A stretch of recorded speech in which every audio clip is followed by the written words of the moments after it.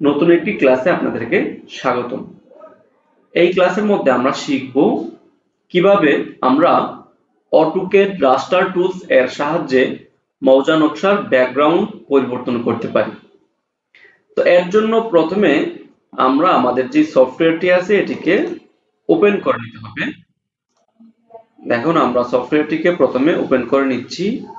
Open করে নেওয়ার পর ইউনিট এবং ডাইমেনশনটা আমাদেরকে সেট করে নিতে হবে আগে থেকেই।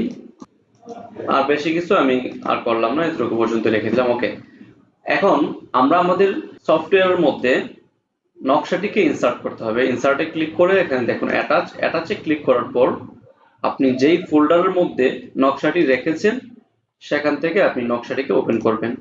তো আমি একটি নকশাকে ওপেন করছি, করে আমি আপনাদেরকে দেখাচ্ছি। দেখুন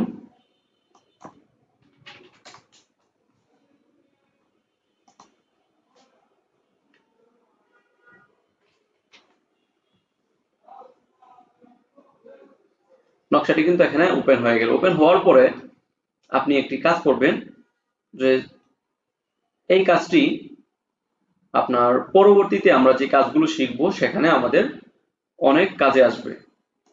তো কাজটি আমি করে ফেলি, আপনারাও করে ফেলবেন পরবর্তী কাজের মধ্যে, যেন আপনারা এটিকে আপনি সহায়ক হিসেবে পান। সেজন্য আপনি এই কাজটি করে ফেলবেন, যে আপনি একটি কপি করে ফেলবেন।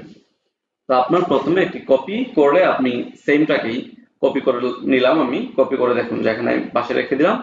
রেখে দেওয়ার পর এখন আমি এই যেই কপিটি করলাম এই কপিটিকে আমি কি করব, ব্যাকগ্রাউন্ড আমি রিমুভ করব। ব্যাকগ্রাউন্ড রিমুভ করার জন্য আমরা প্রথমে নকশাটিকে সিলেক্ট করে নিব, যে নকশাটির ব্যাকগ্রাউন্ডটি আমি পরিবর্তন করতে চাচ্ছি।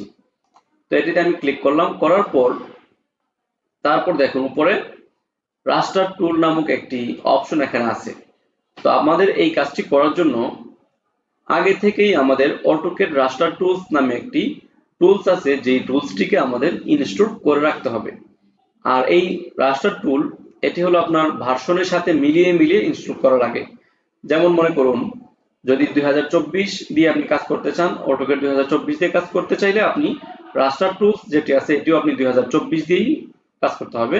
আবার 2022 দিয়ে কাজ করতে চাইলে আপনি 2022-এর যেই রাস্টার টুলটি আছে ওইটাকেই আপনি ইনস্টল করতে হবে। তো আমরা এখানে 2024টি দিয়ে আমি আপনাদেরকে দেখাচ্ছি, যার কারণে আমি আগে থেকেই অটোক্যাড রাস্টার টুলস এটির 2024-এর যে ভার্সনটি আছে সেটি আমি এখানে ইনস্টল করে রেখেছিলাম। তো এখন আমি করব কি, এই যে নকশাটিকে সিলেক্ট করলাম। সিলেক্ট করার পর আমি এখানে রাস্টার টুলস এটিতে আমি ক্লিক করব। ক্লিক করার পর তারপর দেখুন এখানে অনেকগুলো অপশন আসছে। এই অপশনসগুলোর মধ্যে একটি আছে হলো আপনার ক্লিন আপ। এই ক্লিন আপের মধ্যে এখানে নিচে দেখুন একটি ড্রপ ডাউন মেনু আছে, এখানে আপনি ক্লিক করবেন। ক্লিক করার পর এই ড্রপ ডাউনে ক্লিক করার পর দেখুন যে এখানে অনেকগুলো অপশনস আপনার এখানে আসছে। তো এর মধ্যে আপনি 4 নাম্বার যেটি আছে ইনভার্ট, এই ইনভার্টে আপনি ক্লিক করবেন।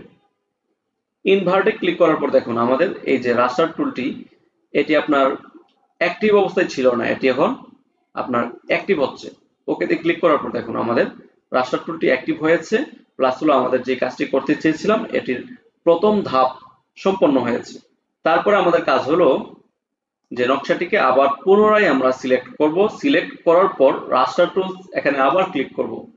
ক্লিক করার পর এখানে দেখুন আরো একটি অপশনস এখানে আছে, যে আপনার প্রসেস ইমেজ। এই প্রসেস ইমেজ এখানেও একটি ড্রপ ডাউন আছে, এখানে আপনি ক্লিক করবেন।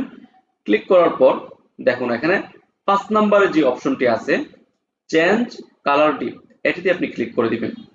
এটিতে ক্লিক করার পর এখানে দেখুন আরো কয়েকটি অপশন এখানে বের হয়ে আসছে। তো এখান থেকে আপনি 1 নম্বরে যেটি আছে আপনার বিটুনাল, এই বিটুনাল এখানে ক্লিক করে দিন। বিটুনালে ক্লিক করে দেওয়ার পর এখন দেখুন আপনার মৌজা নকশার পিছনে যে ব্যাকগ্রাউন্ড গুলো ছিল সেই ব্যাকগ্রাউন্ডটি কিন্তু আপনার চলে গেছে। এখন এখানে শুধুমাত্র নকশার যে দাগগুলো আছে এবং লেখাগুলো যেগুলো আছে শুধুমাত্র এগুলোই এখানে রয়ে গেছে। এখন দেখুন আপনার নকশাটি এই অবস্থায় থাকলে এই মৌজা নকশাটিকে ডিজিটাইজ করতে অনেক সুবিধা হবে। এজন্য আমাদের প্রথম কাজ হলো আমরা মৌজা নকশার ব্যাকগ্রাউন্ডটিকে আমরা রিমুভ করে নিব। তো এতটুকু কাজ আপনারা প্র্যাকটিস করুন। পরবর্তী কাজটি আমি আপনাদেরকে অন্য একটি ক্লাসে দেখাবো ইনশাআল্লাহ।